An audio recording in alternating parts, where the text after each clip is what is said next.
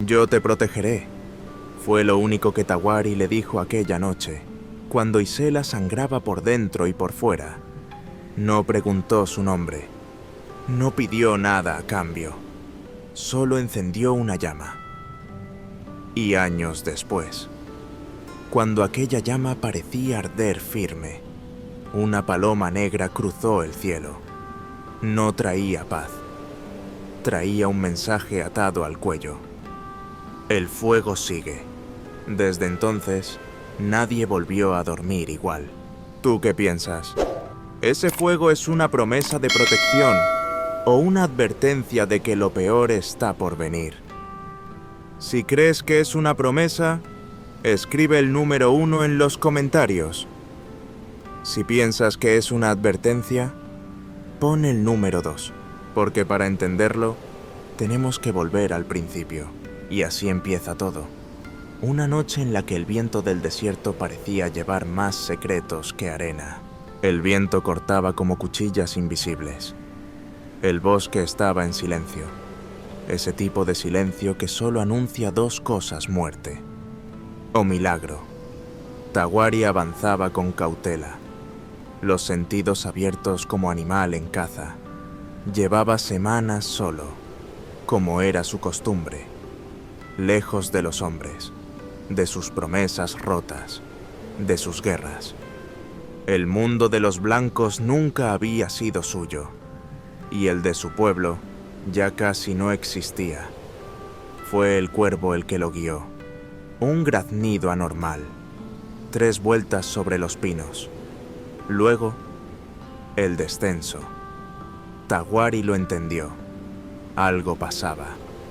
Caminó rápido, esquivando ramas congeladas, hasta que lo vio.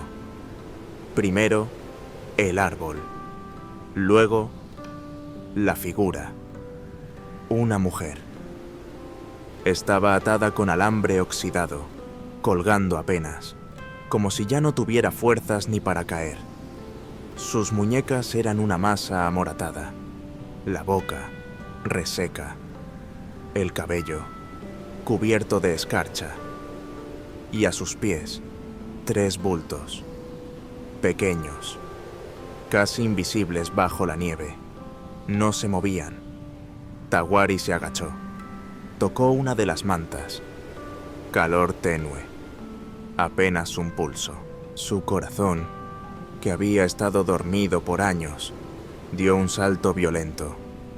«Vivas, están vivas», murmuró, con incredulidad.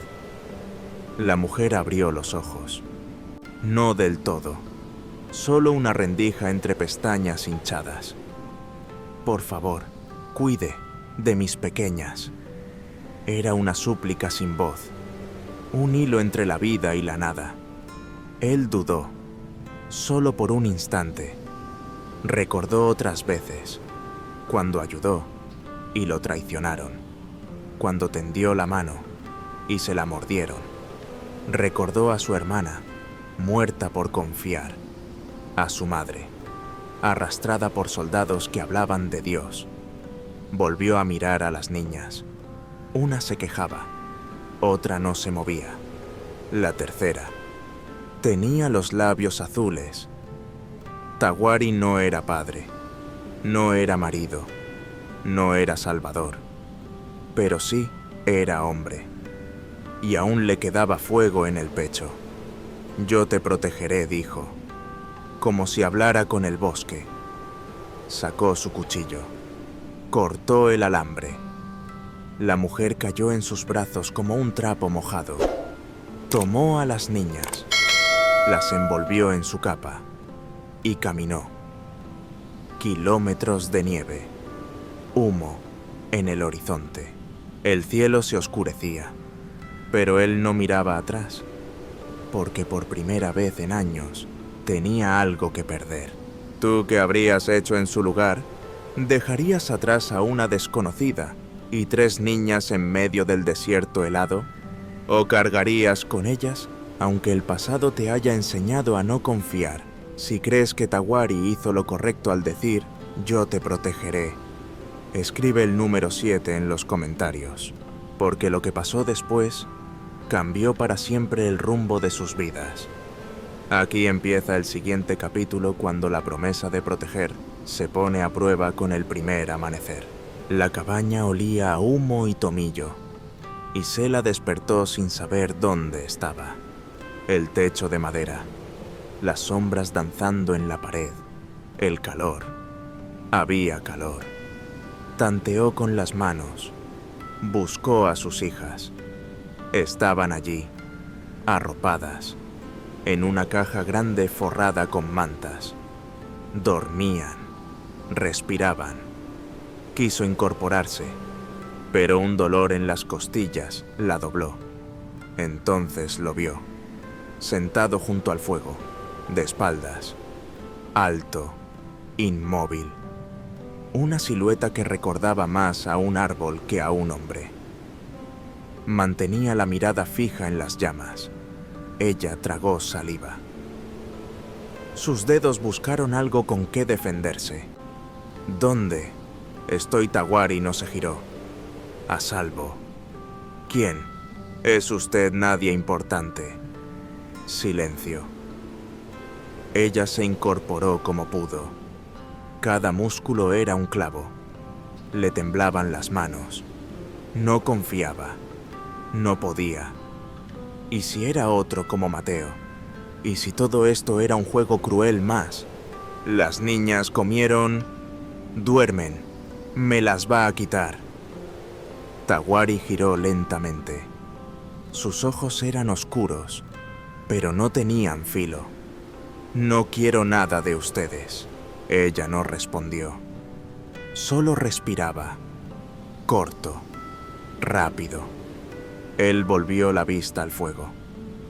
Usted recuerda cómo llegó al bosque.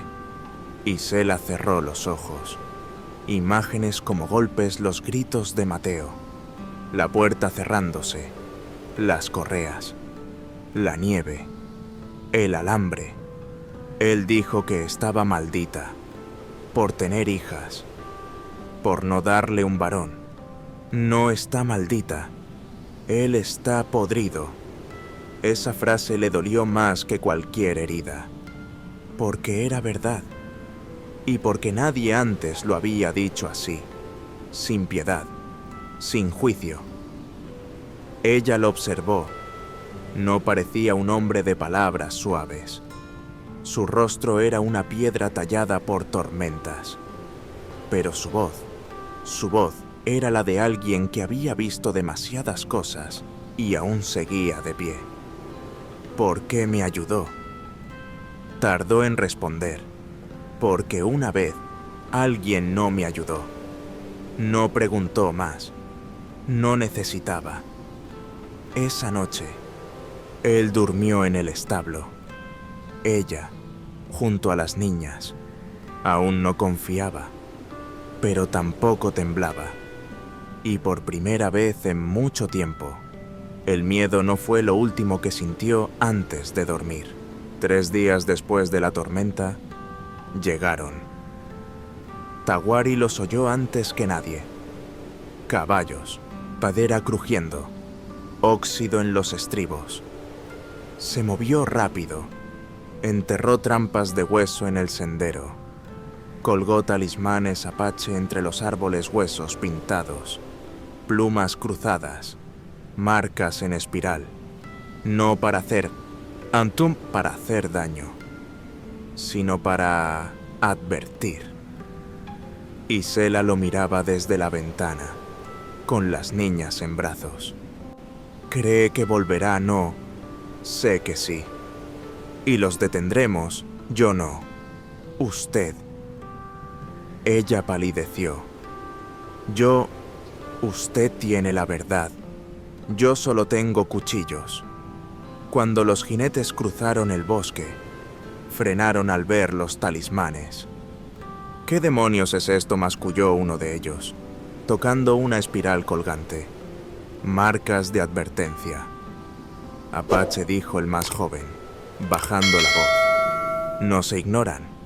Supersticiones. ¡Vamos! Se acercaron a la cabaña. Tawari los esperaba en el pórtico. ¿Qué quieren? Venimos por la mujer y las niñas, por orden del patrón don Mateo. No están aquí. Mentira, dijo el más corpulento, poniendo la mano en su arma. Pero el joven guardia, el que había reconocido las marcas, alzó la voz. Podemos hablar con ella, sin violencia. Tahuari lo miró, asintió, entró a la cabaña. Está lista. Isela tragó saliva. Dejó a las niñas con Nana. Salió con el rostro firme, pero los pies temblaban. Usted es Isela Reyes, sí. Su esposo nos dijo que huyó en estado de locura, que las niñas están enfermas. Ella levantó los brazos, mostrando las cicatrices frescas. Parece locura.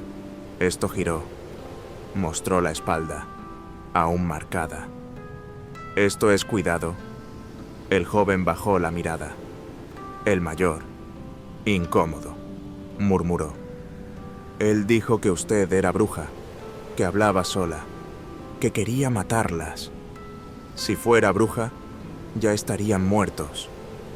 Ustedes, respondió Isela sin levantar la voz. Tahuari sonrió apenas. Isela ya no temblaba. No vamos a irnos, dijo ella. Los dos hombres se miraron. El joven murmuró. No me pagan lo suficiente para meterme con espíritus, ni con madres como usted. Se dieron la vuelta, sin disculpas, pero tampoco con arrestos. Cuando desaparecieron entre los árboles, Isela soltó el aire. Tahuari apagó una trampa con el pie. Eso fue todo por ahora, y regresaron adentro. Porque el bosque ya no era solo refugio, era trinchera. El fuego del hogar se apagó esa noche. Era extraño. Nunca antes había sucedido. Tahuari siempre lo cuidaba, incluso dormido. Pero esta vez no quedaba ni brasa. Algo viene, murmuró Nana, mientras miraba al este. El aire huele a veneno. Isela estaba bañando a las niñas cuando escucharon el primer disparo al aire. No era cerca, pero tampoco lejos. Tahuari ya estaba afuera, arco en mano. El silencio del bosque se rompió con un galope. Era don Mateo. No venía solo. Traía consigo a 3 hombres armados. Uno de ellos el cura del pueblo. Un rostro que Isela no veía desde su boda forzada. El cura alzó la voz con teatralidad. Esta mujer así ha sido corrompida por un salvaje. Ha traído desgracia al pueblo y pacta con los demonios de la montaña.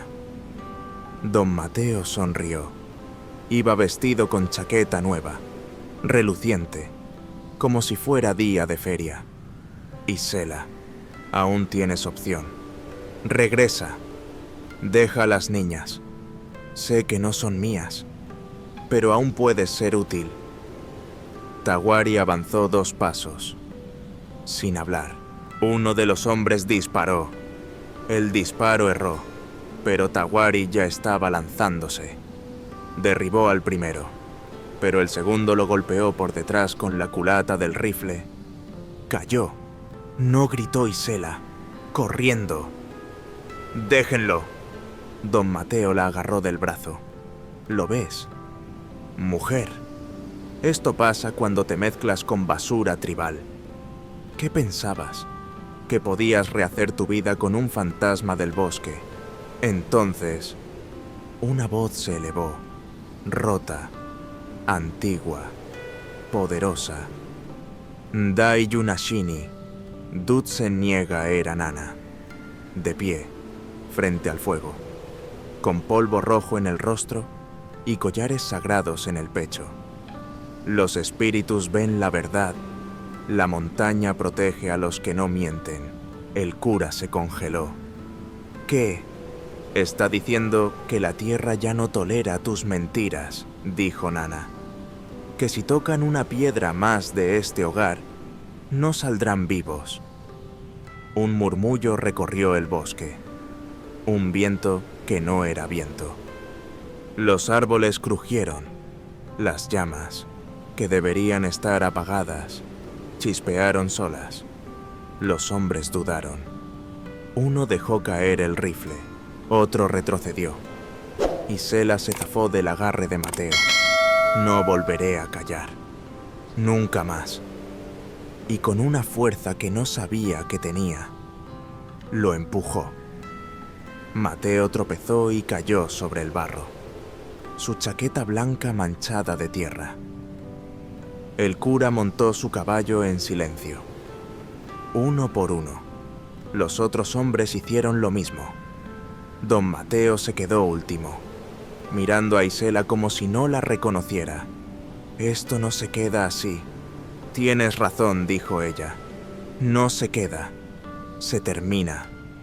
Y lo vio alejarse, derrotado. Tawari, herido, se incorporó con dificultad.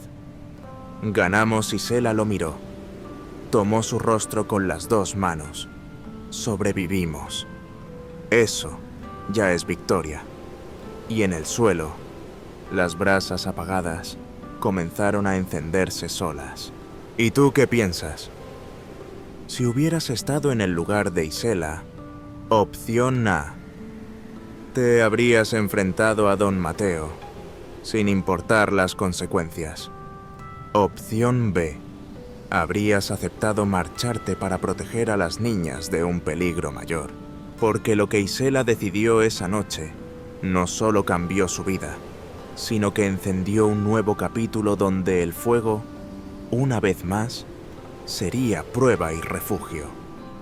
Aquí empieza la siguiente parte, cuando la victoria aparente se convierte en el inicio de otra batalla silenciosa.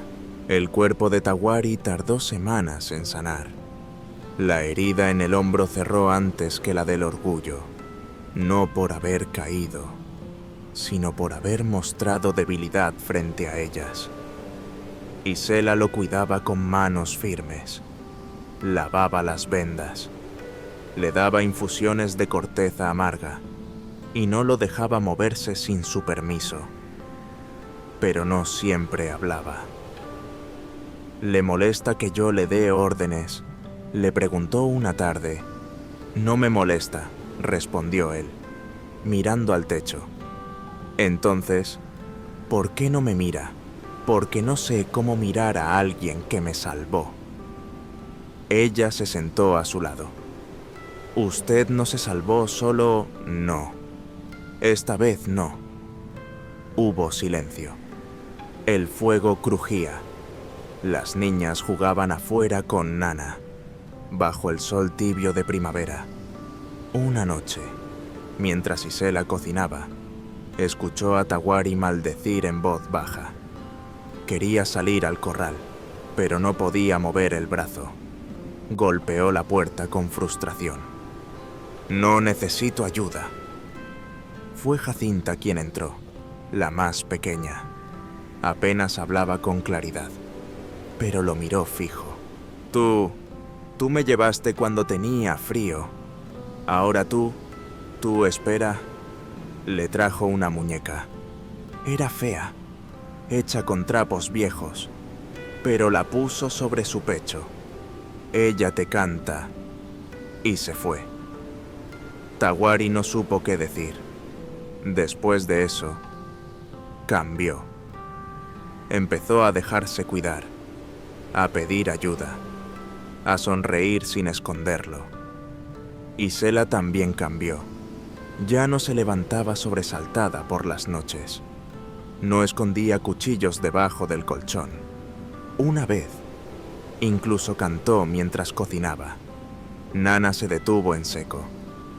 Eso fue una canción, no sé. Me salió. Las paredes de la cabaña se llenaron de dibujos de las niñas. Tawari construyó una mesa más grande. Isela tejió manteles. Nana plantó caléndulas junto a la entrada. Y una mañana, Tawari la vio. Isela, en el huerto, con el cabello suelto, cantando bajito. La luz del amanecer la tocaba como si el sol la reconociera. Se acercó. ¿Aún quiere irse? Ella lo miró, y a dónde iría él no respondió, porque sabía que ella ya estaba donde quería estar. El día del matrimonio no fue anunciado con campanas ni flores. Fue anunciado con silencio. Un silencio de tierra fértil, de decisiones tomadas en lo más profundo del alma. Pero antes de que el sol saliera, Isela ya estaba despierta, sentada sola en el pórtico, las manos frías, el corazón apretado, no por duda hacia Tawari, sino por los fantasmas que aún susurraban desde el pasado. Recordó su primera boda, el vestido apretado, las palabras obligadas, el rostro de Mateo, seco como un muro. Y tembló. Nana se le acercó sin hacer ruido. Se sentó a su lado con una taza de té, la primera vez. No fuiste tú. Hoy, sí. Isela bajó la mirada. ¿Y si me equivoco otra vez? Entonces lo sabrás con libertad. Isela suspiró. Las lágrimas no cayeron. Ya no eran de tristeza. Eran de limpieza. Cuando el sol tocó las montañas, la ceremonia comenzó. No hubo iglesia. No hubo sacerdote. Solo un círculo de piedras, flores silvestres y la tierra bajo los pies. Tawari llevaba una camisa blanca sencilla, el cabello suelto, adornado con una cinta roja que Jacinta insistió en ponerle. Isela, un vestido azul que Rosa había ayudado a coser. Alina había decorado el espacio con ramas y plumas. ¿Esto es suficiente?, le preguntó él. Antes de comenzar, ella tomó su mano. Es más de lo que soñé. Nana ofició la unión, no con palabras religiosas, sino con palabras antiguas. El fuego los vio llegar. La tierra los escuchó llorar. Ahora serán uno para proteger, no para poseer.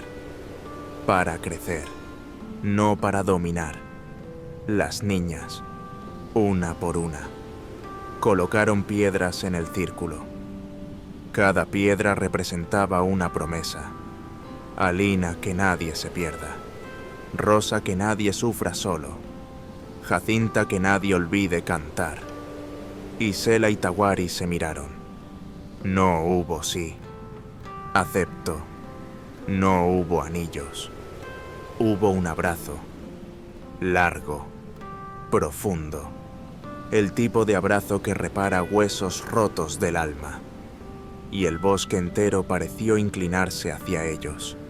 Después, hubo comida sencilla, risas, canciones inventadas, guitarras prestadas, una luna llena que brillaba como si también quisiera estar invitada.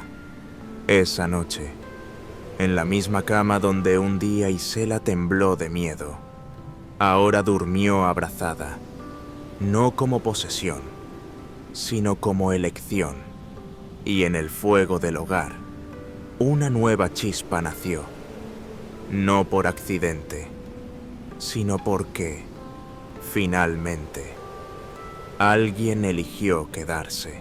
Pasaron 2 años, el bosque ya no era el mismo. Donde antes había una cabaña solitaria, ahora había un espacio vivo, mesas al aire libre, huertos compartidos, niños corriendo, mujeres cosiendo. Lo llamaban Hogar del Fuego, pero era más que un nombre. Era un refugio, una escuela, una comunidad. Isela no era más una sobreviviente, era maestra, guía, hermana. Enseñaba a otras mujeres a leer, a curar con plantas, a no temer. Algunas llegaban de pueblos lejanos, guiadas por rumores de un lugar donde nadie era juzgado por tener hijas, sino celebrado por ello. Tawari construyó con sus propias manos un salón circular de madera, al estilo apache. Allí, Nana contaba historias a los niños, historias antiguas, de montaña, de viento, de fuego que canta, y todos escuchaban con respeto, incluso los adultos. Las niñas crecían como flores en terreno fértil. Alina, la mayor, se volvía cada vez más audaz. Escalaba árboles, exploraba mapas. Decía que quería ser la que guía caminos. Quiero ayudar a otras mamás perdidas, decía con seriedad. Como tú, mamá. Rosa tenía manos de sanadora. Aprendía rápido el lenguaje de las plantas, los olores, las texturas. Ya ayudaba a Nana con infusiones, vendajes y masajes. El dolor también habla. Solo hay que escucharlo, dijo un día, como si tuviera 100 años. Jacinta, la más pequeña, se volvió la voz del fuego. Cantaba todo el tiempo, a veces en palabras, a veces en sonidos que nadie entendía, pero que hacían llorar a quienes escuchaban. Una vez, una mujer que no hablaba desde hacía meses, rompió en sollozos al oírla. Es la voz de mi hija que no nació, dijo, y todos comprendieron. Una tarde de verano, mientras recogían lavanda, Alina divisó algo en el sendero. Viene alguien. Todos se detuvieron. Era un hombre, solo, con mochila al hombro, ropa gastada, barba polvorienta. Caminaba como quien lleva el mundo sobre los hombros. Tawari salió a su encuentro. Que busca refugio, no comida, solo un lugar donde no me apunten por ser quien soy. Tawari lo miró. No preguntó más. Entonces llegó al lugar correcto. Lo llevaron a la mesa. Isela le sirvió agua. Nombre Simón. Vengo del sur. Hay gente allá que habla de este lugar como si fuera leyenda. Isela sonrió. No somos leyenda. Solo sobrevivimos, juntos. Él miró alrededor. Mujeres trabajando, niños riendo, un hombre nativo ofreciendo sombra. Y rompió a llorar. Esa noche, encendieron una fogata grande. Todos se sentaron alrededor. Como cada luna nueva, Nana contó una historia. Pero esta vez, Jacinta la interrumpió. Puedo contar yo. Todos asintieron. Jacinta se levantó, tambaleante, con una ramita como micrófono. Había una vez una mamá muy triste y 3 niñas con frío y un hombre solo que tenía fuego adentro. Y un día se encontraron y el fuego creció tanto que hizo una casa, y en esa casa todos los que tenían miedo encontraron calor. La gente aplaudió. Algunos lloraron. Otros solo abrazaron más fuerte a quien tuvieran al lado. Esa noche, Isela y Tawari caminaron en silencio por el huerto. ¿Alguna vez pensaste que llegaríamos aquí?, preguntó ella. No, solo sabía que quería caminar contigo. Y ahora, quiero seguir abriendo caminos. Pero contigo y con ellas. Ella tomó su mano, y con todos los que vengan. En la oscuridad, el hogar del fuego brillaba, no por las llamas, sino por la gente, porque cuando el mundo quema, solo el fuego humano puede salvarnos. ¿Y tú? ¿Crees que un lugar como el hogar del fuego podría existir de verdad en medio de un mundo tan hostil? Si piensas que sí, que la unión y la solidaridad pueden construir un refugio así. Escribe el número 9 en los comentarios. Si crees que es solo un sueño bonito, pon el número 0 y dime por qué. Porque esa noche, mientras todos dormían bajo el techo de madera y esperanza, algo se estaba moviendo más allá del bosque. Mami, era casi otoño. El aire del bosque olía a leña húmeda y hojas caídas. La vida en el hogar del fuego seguía su curso con tranquilidad cosechas. Clases de lectura, canciones nocturnas, hasta que llegó ella. No fue anunciada. Nadie la esperaba. Apareció al amanecer, caminando sola por el sendero del este, con una capa negra polvorienta y un bulto envuelto en mantas. Alina fue la primera en verla. Corrió a llamar a Isela. «Mamá, hay una señora afuera. Tiene algo en los brazos». Cuando Isela salió, la mujer ya estaba de rodillas. «Por favor», dijo con voz seca, «no pido caridad, solo un lugar donde respirar». Isela se acercó despacio. «¿Estás herida?». La mujer negó. Luego alzó la manta. No era una mochila, era un bebé. Dormía, apenas visible entre los pliegues, con el rostro cubierto por una mancha de nacimiento que cruzaba media mejilla. «¿Es tu hijo?». La mujer dudó. Sí, pero algo en la pausa hizo que Isela notara la grieta. «Tu nombre, Nieves». La llevaron adentro. Le dieron agua, pan, un rincón junto al fuego. Nana la observaba desde el umbral, como quien huele un viento extraño. Las niñas rodeaban la manta con curiosidad. Jacinta le cantó bajito. El bebé se agitó, pero no lloró. Rosa preguntó, «¿Dónde está el papá Nieves?». Tragó saliva. «No lo sé».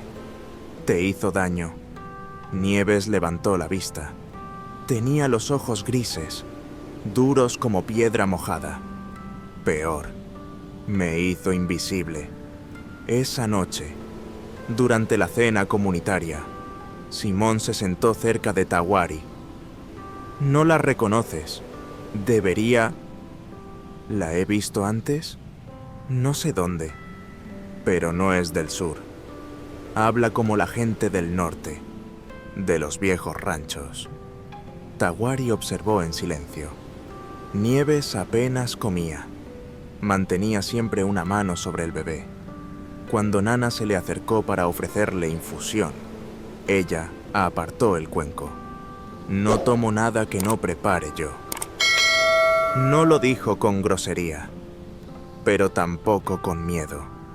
Era simplemente un hábito de alguien que había vivido demasiado entre enemigos.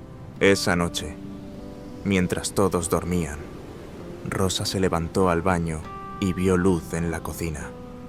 Se acercó. Nieves estaba de pie frente al fuego. Sostenía al bebé, meciéndolo, pero no le cantaba. Le hablaba. «No llores.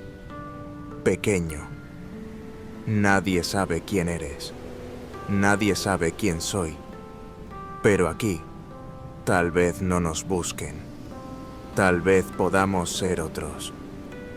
Rosa retrocedió sin hacer ruido. Al día siguiente, la rutina siguió. Pero algo en el ambiente cambió. Un cuervo apareció en el tejado.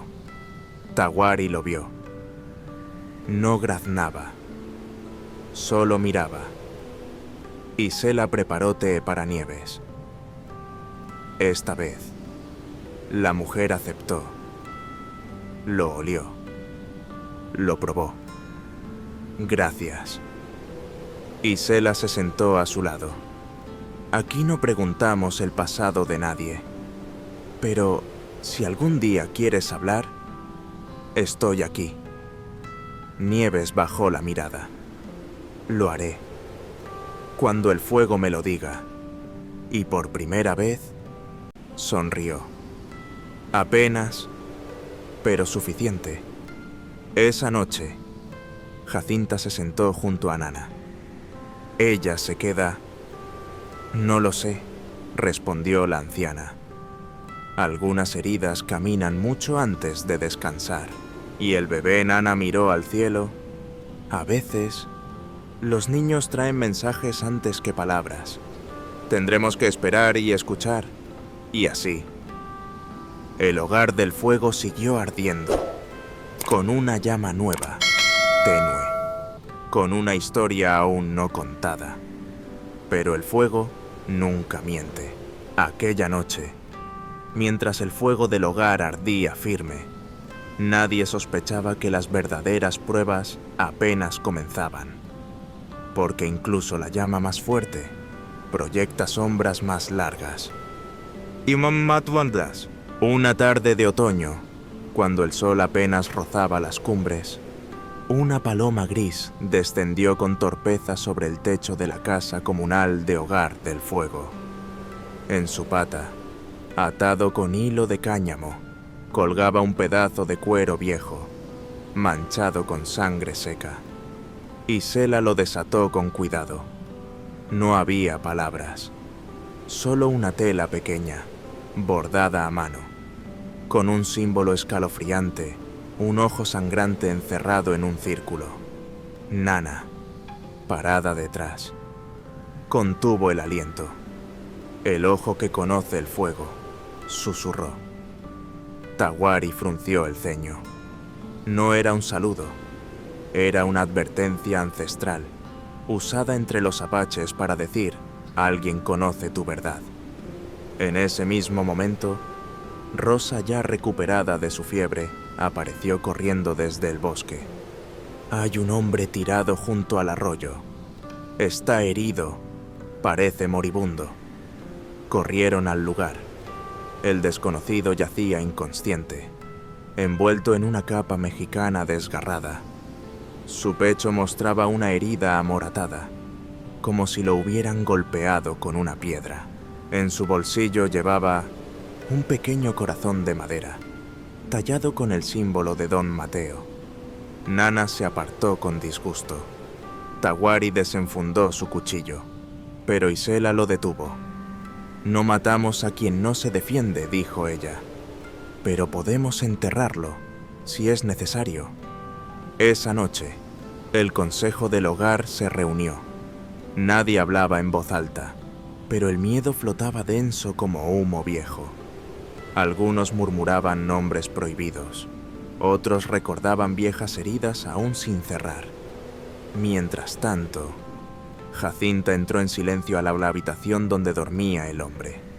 Llevaba su pequeña guitarra y comenzó a cantar una canción suave, sobre alguien que buscaba fuego en la oscuridad. Y entonces, el extraño abrió los ojos. Eran opacos, pero no vacíos. Este lugar, lo conozco, murmuró. ¿Quién eres?, preguntó Tawari, con firmeza. Fui la mano derecha de Mateo, su sombra. El aire se congeló.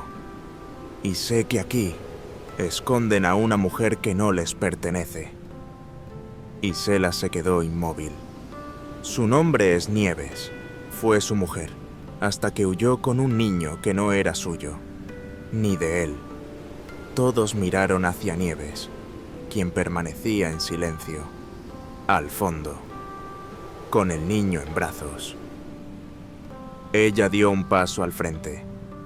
La luz del fuego delineó su rostro pálido. Es cierto, dijo, pero ese niño tampoco es de Mateo. Es la última chispa de un alma que el infierno quiso apagar. Silencio. No de paz, sino de incertidumbre. Y en ese momento, el hogar del fuego ya no era solo un refugio, era un volcán a punto de despertar. La noticia cayó como ceniza caliente sobre Hogar del Fuego. Nieves, quien hasta ahora había sido apenas un susurro en la rutina diaria, se convirtió en el centro de todas las miradas, algunas llenas de duda, otras de rabia contenida. Esa misma noche, bajo la gran encina del patio central, se convocó una reunión. No sabíamos quién era, dijo uno de los ancianos. ¿Cómo confiar en alguien que calla tanto? Y si nos trajo la desgracia, añadió una mujer. Desde que llegó, hemos tenido fiebre, extraños. Y ahora este hombre herido. Tawari se mantuvo en silencio, cruzado de brazos, su mirada fija en Nieves. Ella, de pie, sostenía al niño contra su pecho. No lloraba, tampoco imploraba. Parecía aceptar cada palabra como una piedra más sobre su espalda. Entonces Nana se levantó. ¿Desde cuándo juzgamos sin escuchar su voz? Era como tambor seco en la noche. Nos ocultó la verdad. Abuela, dijo uno de los jóvenes. ¿Y si es espía de Mateo? Nana avanzó al centro. Les pregunto, ¿qué es más peligroso? ¿Una mujer que huyó con un niño o el odio que ustedes han guardado sin saberlo? Silencio. Yo la vi curar a Jacinta cuando la fiebre la quemaba por dentro, continuó. La vi cantar a este niño con más ternura que muchas madres de sangre. Rosa levantó la mano, tímidamente. Ella me enseñó a hacer ungüentos y no me preguntó por mis cicatrices. Los murmullos se calmaron. Isela se acercó. No habló. Solo puso una manta sobre los hombros de Nieves. Fue entonces cuando Jacinta, con su voz clara, dijo: «Todos tenemos algo que callamos. Si vamos a echarla por eso, primero revisemos nuestros silencios». Nieves, finalmente, alzó la mirada. «No vine a pedirles perdón. Vine porque no podía más con la culpa. Y este niño no tiene la culpa de lo que su madre vivió». Tawari habló por primera vez. «¿Y dónde está esa madre?» «Muerta», respondió Nieves. «Por el mismo hombre que ahora manda señales desde la sombra». La frase cayó como trueno. Isela abrazó al niño. Nana dio un paso atrás. Entonces dijo ella: «Este niño no solo es víctima, es testigo». El aire pareció congelarse. ¿Qué haremos con un testigo que aún no sabe hablar y sin esperar respuesta? Nana se marchó, no por miedo, sino porque sabía que las decisiones verdaderas nacen en el silencio posterior al juicio. Esa noche, la comunidad no durmió.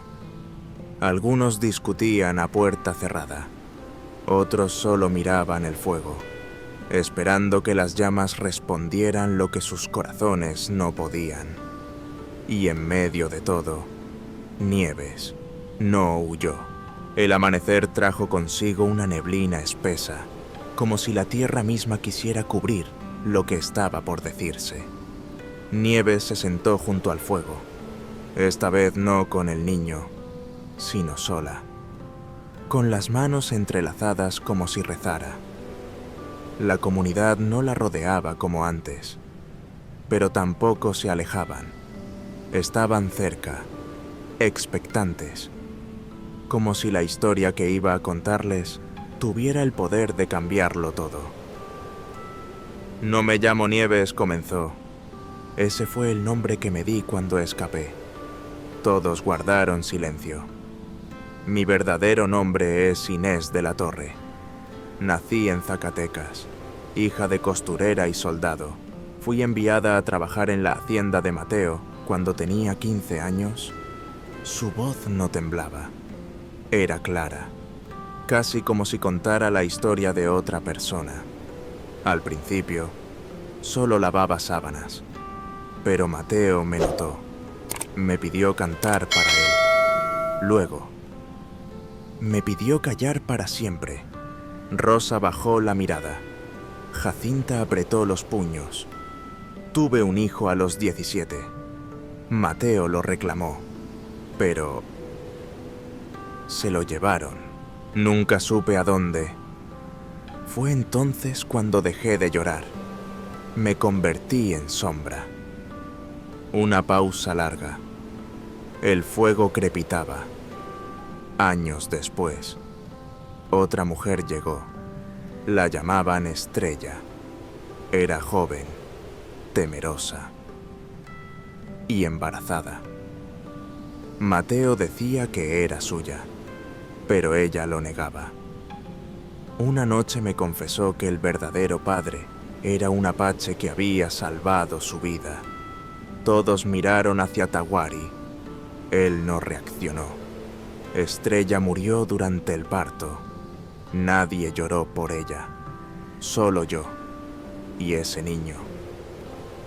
Ese niño fue declarado bastardo. Mateo quiso usarlo como advertencia. Jacinta murmuró: ¿advertencia para qué? ¿Para mostrar qué pasa con las mujeres que desobedecen? El viento sopló. Isela se abrazó a sí misma. Esa noche, tomé al niño y corrí. Crucé ríos, montañas.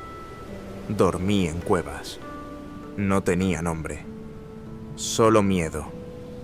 Pero cada vez que él respiraba, yo recordaba por qué no podía volver atrás. Nana, desde la sombra, asintió en silencio. Llegué al valle hace casi un año. Pensé quedarme solo un tiempo, dejarlo aquí y seguir, pero el fuego no me dejó ir. Rosa se acercó y tomó su mano. Y el niño, ¿cómo se llama Nieves?, sonrió, por primera vez con ternura verdadera. Se llama Luz, porque fue lo único que vi cuando todo lo demás era oscuridad. Entonces, una voz rompió el silencio. Era Tawari. El apache del que hablas. Tenía una marca en el brazo. Nieves lo miró. Luego asintió lentamente. Un sol partido, como si el día hubiera sido roto. Tawari extendió su brazo. Allí, bajo la manga, estaba la marca. Esa mujer. Estrella. Se llamaba Yari, en mi lengua, y fue la única que me llamó por mi verdadero nombre, Tawari Ka.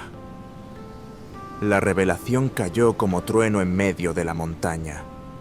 Isela cubrió su boca. Jacinta lloró. Y Nana cerró los ojos, como si todo tuviera finalmente sentido. Nieves se inclinó hacia el fuego. No pedí redención. Solo quería proteger algo. Alguien. Que el mundo había decidido olvidar. Y por primera vez desde que llegó, Nieves lloró. No por culpa, ni por miedo. Lloró por amor. ¿Y tú qué opinas? ¿Crees que Nieves hizo lo correcto al huir y criar a Luz lejos de Mateo, aun sabiendo que eso significaba vivir escondida para siempre? Si piensas que sí, escribe el número 6 en los comentarios. Si crees que debió enfrentar a Mateo en ese momento, pon el número 3 y cuéntame por qué. Porque a veces, las decisiones que tomamos para salvar a alguien traen de regreso fantasmas que creíamos enterrados. Y esa misma noche, mientras el fuego aún ardía en el hogar, algo se movía en la oscuridad que pondría a prueba todo lo que habían construido. Las llamas del fogón central seguían vivas, pero ya no ofrecían consuelo. En cambio, ardían como si sus lenguas repitieran, una y otra vez, las palabras de Nieves.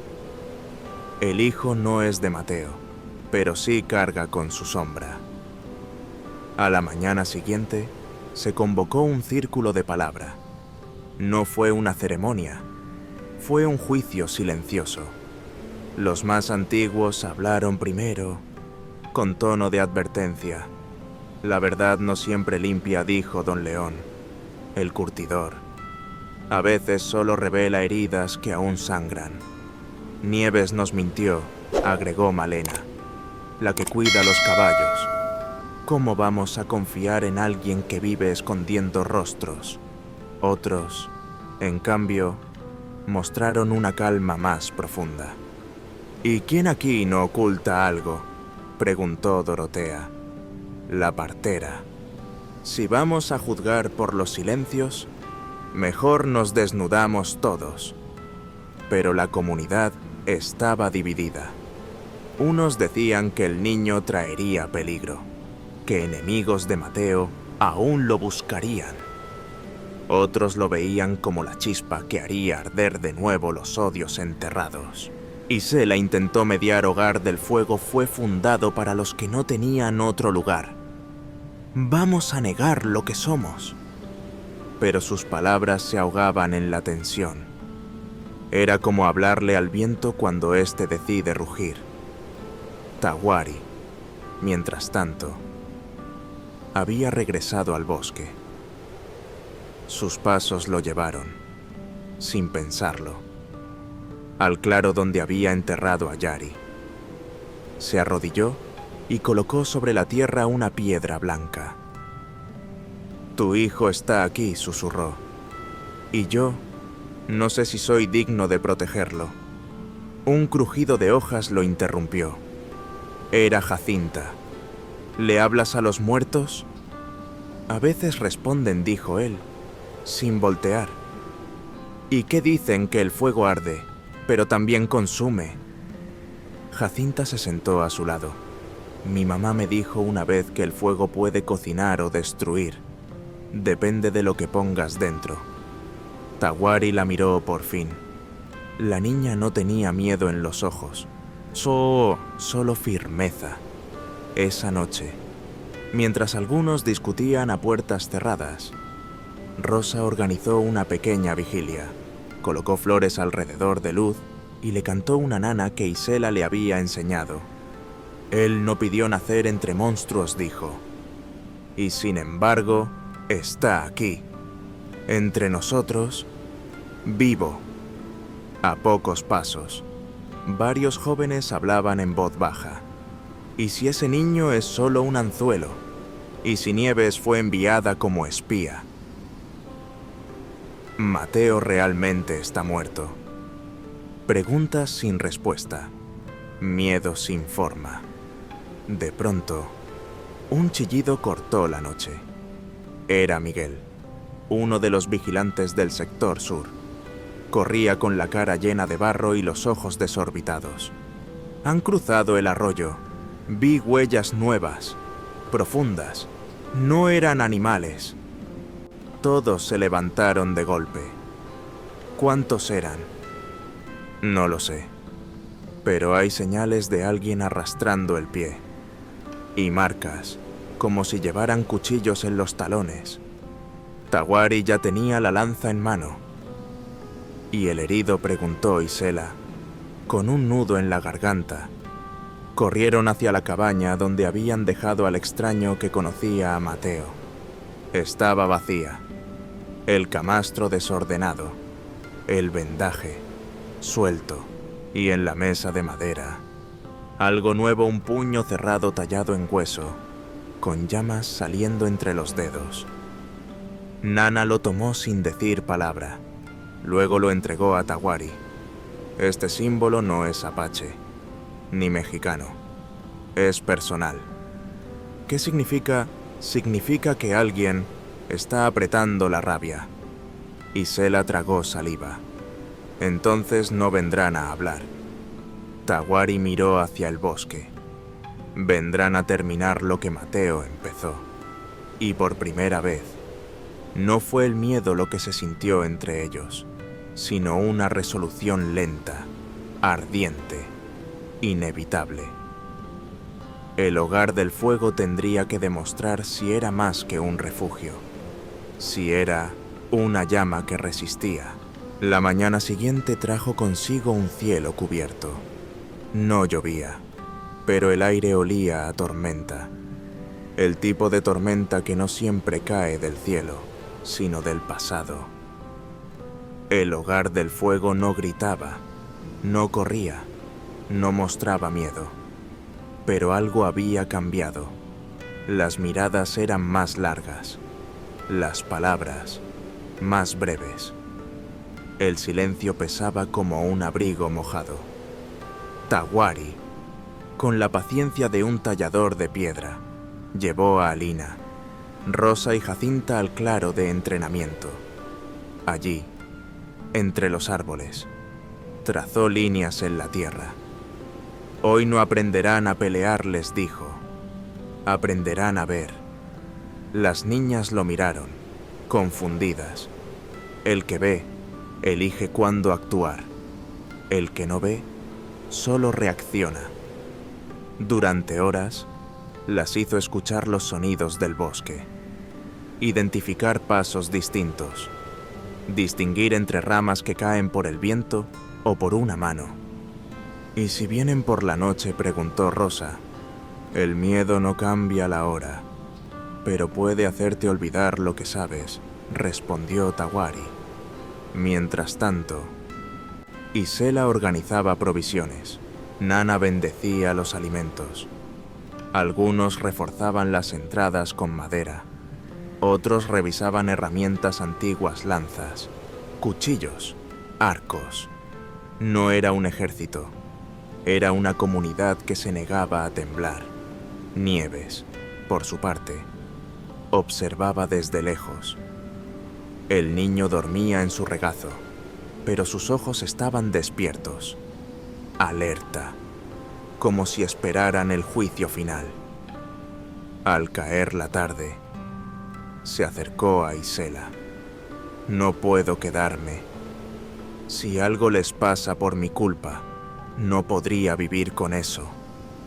Isela, sin levantar la vista, continuó doblando mantas. «Ya estás viviendo con culpa. Quédate y vive con algo más propósito». «No entiendes. Isela, entiendo que huir no ha borrado tus cicatrices, solo las ha escondido». Nieves bajó la cabeza. «Tú no me conoces». Isela se acercó y puso una mano sobre su corazón. «No necesito conocer tu pasado para saber que este fuego también es tuyo». En ese instante, Jacinta entró corriendo. «Tawari dice que la luna estará roja esta noche». «¿Sangre?», preguntó Rosa, asustada. No respondió Nana, apareciendo detrás. Cuando la luna sangra, no es presagio de muerte, sino de cambio. Ese atardecer fue lento. Todos parecían moverse con más cuidado. Algunos rezaban, otros cantaban suavemente. Jacinta se sentó con su guitarra, componiendo una melodía que hablaba de raíces, viento y fuego que no se apaga. «¿Puedo cantarla si vienen?», le preguntó a Tawari. Él asintió. «Si todo arde, que al menos lo haga con música». Antes de que el sol se escondiera por completo, el vigía del norte entregó un mensaje urgente. Se habían visto sombras cerca del paso de los sauces. Rápidas, coordinadas. ¿Cuántos? No lo sé. Pero no parecen animales. Nana quemó hojas de salvia en el altar. «Que el fuego nos recuerde», dijo, «que no somos víctimas, somos raíz». Tawari se preparó. Su lanza, envuelta en tela roja. Sus ojos, serenos como montaña vieja. «¿Estás listo?», le preguntó Isela. «Siempre lo estuve. Solo esperaba que el viento volviera a soplar». Esa noche, el fuego fue encendido en el centro del valle. No para cocinar, no para calentar, Fue encendido como una declaración, una señal, una promesa. Las niñas se sentaron juntas, tomadas de la mano. Nieves, con el niño en brazos, se colocó junto al círculo, no como fugitiva, sino como llama viva. Y en lo más alto del cielo, la luna sangró, silenciosa, hermosa, implacable. La madrugada cayó como un telón pesado, oscureciendo el valle hasta el aliento. Las estrellas se escondieron detrás de nubes gruesas. El fuego seguía encendido en el centro, pero sus llamas temblaban como si presintieran que algo se acercaba. Y entonces sucedió. Un crujido seco, como hueso rompiéndose en la maleza. Luego otro, y otro más. Por el sur gritó el vigía antes de caer al suelo con una flecha clavada en el muslo. Tahuari ya estaba en movimiento. Su lanza cortó el aire antes de que el primer invasor cruzara la línea de sauces. El enemigo cayó sin emitir sonido. Pero no venían solos. 5, 6, tal vez más. Rostros cubiertos, movimientos entrenados, pero no eran soldados.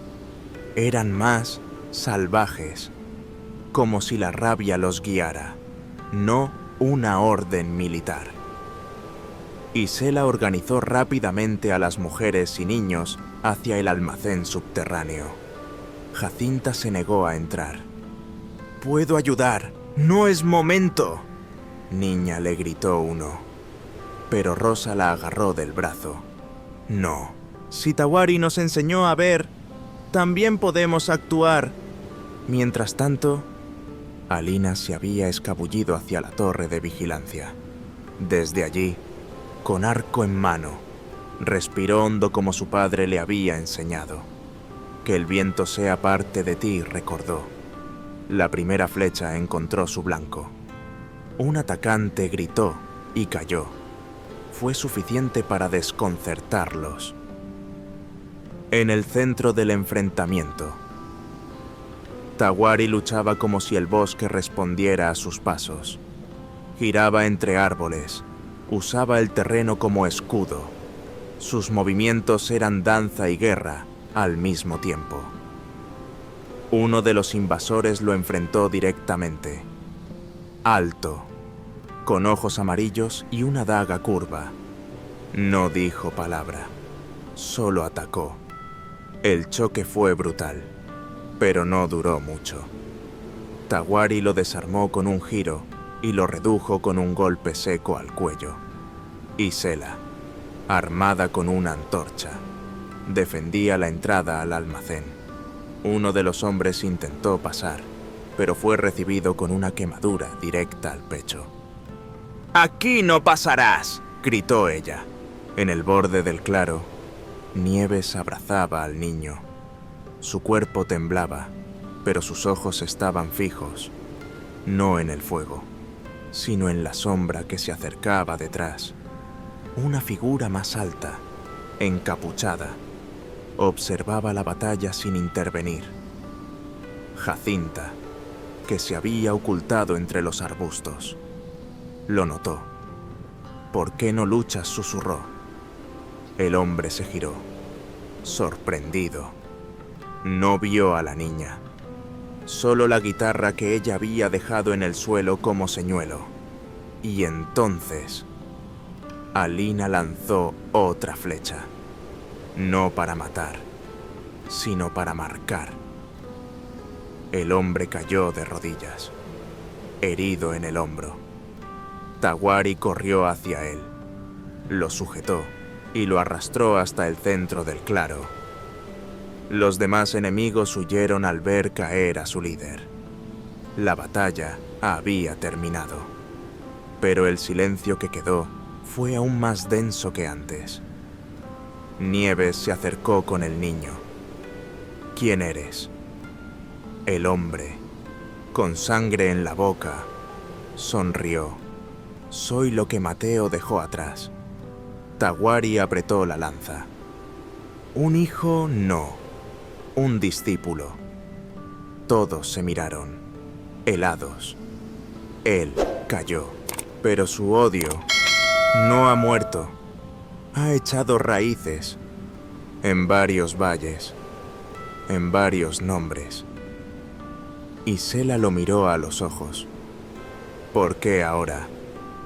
Porque ustedes encendieron una llama, y donde hay luz, los monstruos sienten miedo. Jacinta recogió su guitarra. Rosa abrazó a Luz, que lloraba por primera vez. Tawari se volvió hacia el bosque, con la respiración agitada. Esto no fue un ataque, fue una advertencia. El hombre rió. El fuego quema, pero también atrae a los que quieren apagarlo. Nana apareció, con el bastón en alto. Entonces que vengan, dijo con voz firme. Aquí sabrán que hay fuego, que no se deja apagar. El amanecer llegó, pero el fuego no fue encendido. Por primera vez desde que el hogar del fuego fue fundado, la llama central quedó en silencio. No por miedo, sino por respeto. Nieves yacía envuelta en una manta de lino, al centro del claro. Sus ojos, ya cerrados, parecían haber hallado por fin la paz que nunca tuvo en vida. En su rostro, una leve sonrisa dibujada por la muerte, o tal vez por el alivio. Había salvado a Luz. Cuando uno de los atacantes se había deslizado hacia el almacén, ella lo interceptó. Usó su propio cuerpo como escudo. El cuchillo la encontró primero a ella. No gritó, solo cayó. Y ahora caía el sol sobre su cuerpo inmóvil. Nana organizó la ceremonia. Todos estaban presentes, incluso aquellos que antes habían desconfiado de Nieves. Nadie hablaba. Solo se escuchaba el viento entre las hojas, como si la tierra misma llorara en su idioma antiguo. Hoy no despedimos a una traidora, dijo Nana. Hoy honramos a una llama que ardió incluso cuando el mundo quiso apagarla. Rosa colocó flores silvestres sobre el cuerpo. Jacinta se sentó con su guitarra, pero no tocó aún.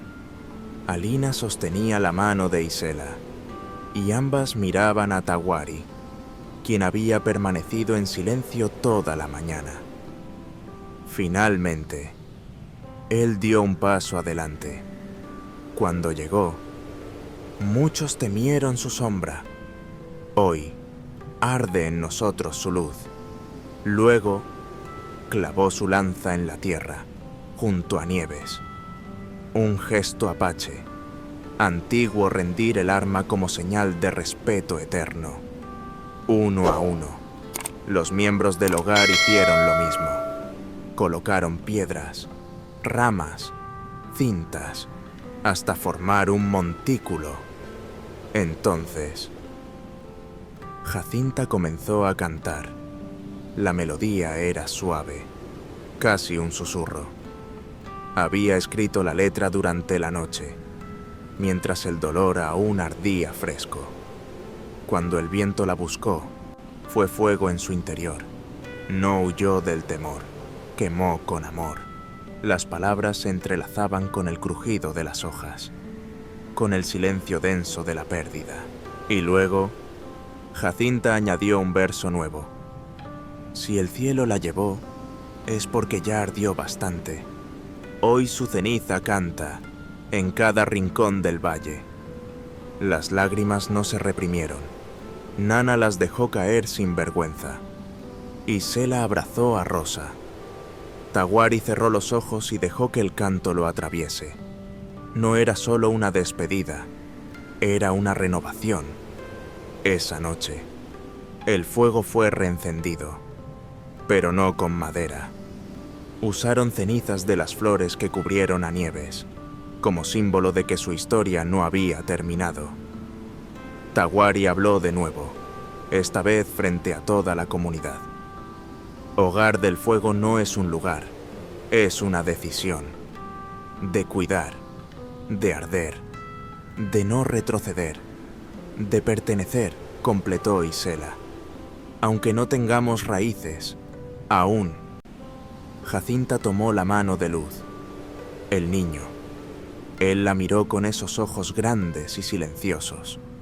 No tienes que hablar aún, le dijo ella. Tu fuego ya nos dice bastante. Rosa escribió una frase en la entrada del refugio. Aquí arden las que fueron invisibles. Y cuando la noche cayó, el viento trajo consigo algo inesperado. Una paloma negra. Llevaba atado al cuello un pequeño cilindro de cuero. Taguari lo tomó. Desenrolló el papel. Solo 3 palabras escritas a mano. Con tinta roja. El fuego sigue. Taguari sostuvo el papel entre sus dedos. El fuego sigue. La caligrafía era firme, casi ceremonial. La tinta roja aún húmeda en algunas partes. No era solo un mensaje, era una presencia, una sombra, o tal vez una promesa. ¿Qué significa?, preguntó Isela. Puede ser advertencia, dijo Nana, revisando el cuello de la paloma. O puede ser invitación. ¿A qué ha no rendirse? La comunidad se reunió una vez más, ya no por urgencia, sino por claridad. ¿Esto viene de Mateo?, preguntó alguien. Él está muerto, dijo Taguari, pero su odio no. Jacinta se acercó, con su guitarra en la espalda. Y si no fue Mateo, sino alguien como Nieves. Alguien que quiere ayudarnos, pero no puede mostrarse aún. Todos guardaron silencio. La posibilidad flotó en el aire, como ceniza suspendida. Esa tarde, Isela organizó turnos de vigilancia. Rosa se dedicó a cuidar a los heridos. Alina talló nuevas flechas. Jacinta escribió una segunda estrofa para su canción.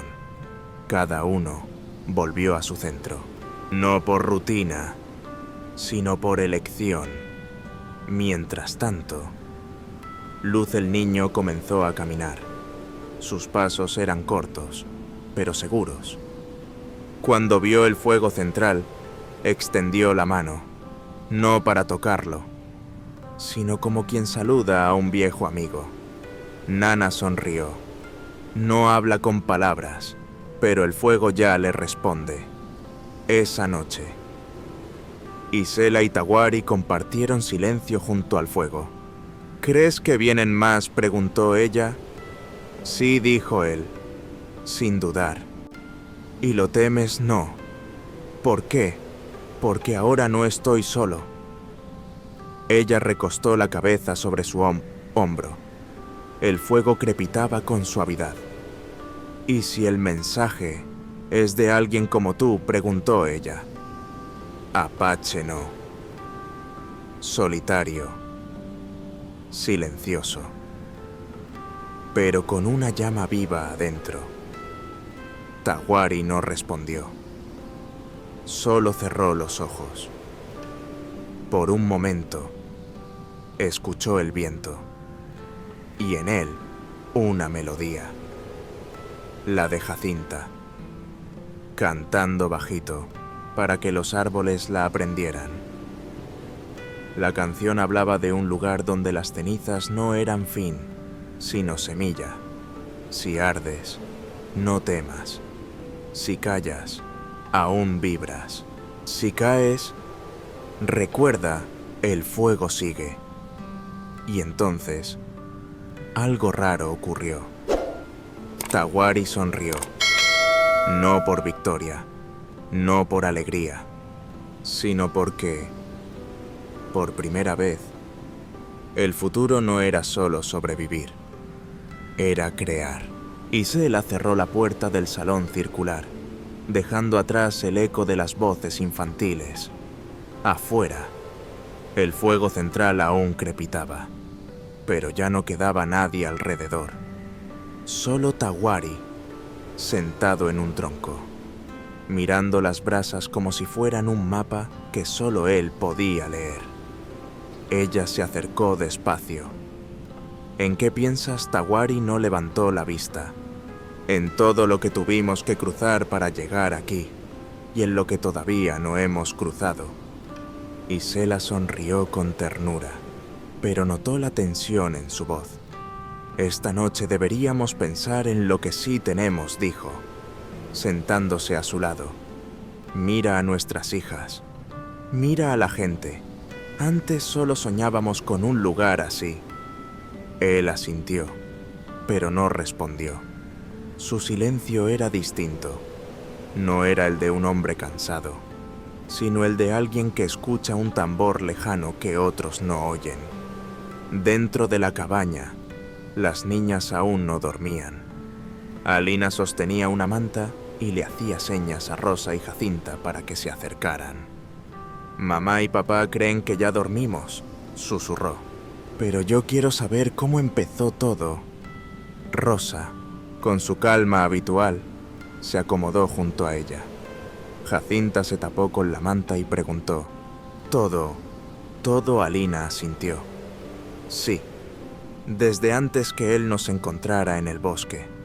No sabían que Nana estaba en la esquina, hilando en silencio. Sin levantar la vista, comenzó a hablar en voz baja. Había una vez un hombre que caminaba solo porque pensaba que su corazón se había apagado, y una mujer que creía que el suyo se había roto para siempre. La montaña decidió juntarlos, no porque fueran perfectos, sino porque juntos podían encender un fuego que otros seguirían. Las niñas escuchaban sin parpadear. «Ese fuego son ustedes», continuó Nana. «Y mientras ustedes vivan, no habrá noche tan oscura que no se pueda atravesar. Afuera». Tawari finalmente rompió el silencio. «Isela, cuando te vi por primera vez, pensé que solo te estaba salvando la vida. Ahora sé que fuiste tú quien me salvó a mí». Ella le tomó la mano. «Entonces estamos a mano». Él negó suavemente. «No, yo todavía tengo una deuda, con ustedes, y con algo que siento que se acerca».